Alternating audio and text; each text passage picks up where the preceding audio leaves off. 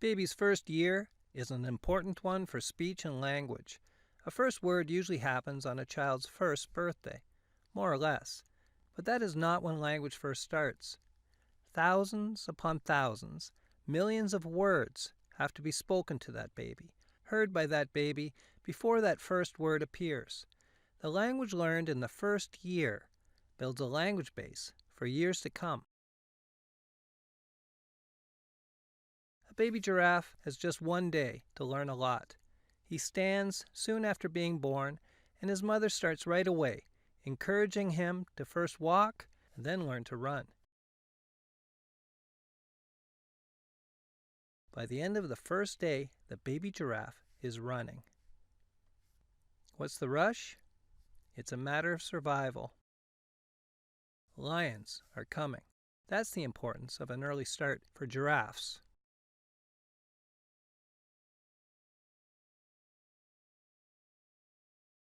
But we measure a human baby's growth in months, not hours. He is able to lie on his stomach and raise his head by 4 months. He can sit without toppling over at 6 months. He might first learn to crawl at 8 months. A baby takes a full year before taking his first steps and won't be ready to run until much later. Don't compare him to the giraffe, though. He is developing something much more complex and something much more important for human development: language. Babies know their mother's voice and prefer that voice very early. Babies have learned from hearing their mother before they are born, and now they learn to associate that voice to feelings of comfort and love. By 2 or 3 months, a baby turns to see who is speaking. They are listening to how their own mouth makes sounds too, as they coo and gurgle. At 7 months of age, their babbling sounds sound a lot like the sounds of the language spoken to them. A baby who hears Cantonese will begin to sound a little like they speak Cantonese. And a baby who hears English starts to sound a little like they speak English. They accomplish this by listening to you and babbling for practice. When a baby babbles, they hear how changes in the mouth will in turn make changes to sound. With ears, listening to mouth, control starts to happen. The baby needs practice talking and listening to shape their learning about how to make speech sounds, just like they hear mommy and daddy speaking. For a baby with hearing loss, this learning can happen through hearing aids, if we get the hearing aids on early enough. This learning through listening and babbling is the foundation for later speech, and it makes the attempt at pronouncing baby's first word possible. Before a baby says his first word, he has to have already learned a lot about how his home language sounds, and he can understand words like no and his own name before his first birthday.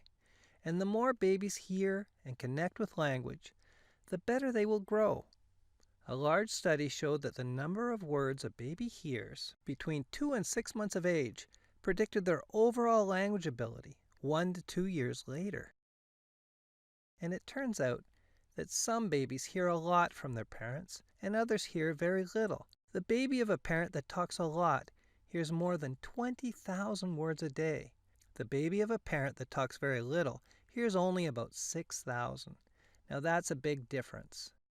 Let's look at how that difference adds up week after week, month after month. 2 babies might develop the same in terms of sitting, crawling, and standing, but the development happening inside can be quite different. The baby who experiences a lot of talking hears about 7.6 million words by his first birthday. The baby whose parents talk very little only hears about 2.2 million. And as we know, that will reduce that child's ability to grow in terms of speech and language. So what about the baby who has a hearing loss? If the hearing loss was caught at birth, that means he will get his hearing aids between 3 months of age and 6 months of age. Let's not give him credit for words spoken before this. Words won't be heard clearly, and words at a distance sometimes aren't heard at all.